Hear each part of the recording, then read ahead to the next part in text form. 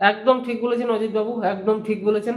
তার কারণ এই যে অ্যাক্সিডেন্ট বলুন বা দুর্ঘটনা বলুন বা ঘটনা বলুন যেটাই বলুন কেন, এই অভয়ার মাকে নিয়ে পানিহাটিতে যে রঙ্গ তামাশা কিন্তু হয়েছে। এই যে 10 টাকার কিছু খুচরো মহিলাগুলো লাফাচ্ছিল, তাদের যোগ্যতা নেই অভয়ার মায়ের কাছ অব্দি যাওয়ার।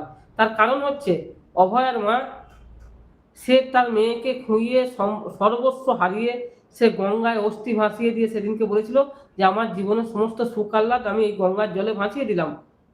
তারপরও তার মনের ভিতরে যে দুঃখটা আছে, সেই দুঃখটাকে মানুষের অধিকার নেই তাকে আঘাত করার। তাকে আঘাত করার অধিকার নেই। সে কোন দলে যাবে, কোন দলে গিয়ে ভোটে দাঁড়াবে, কোন দলে হারবে, কোন দলে জিতবে, তার পার্টি বুঝবে বা সে অভয়ার মা বুঝবে।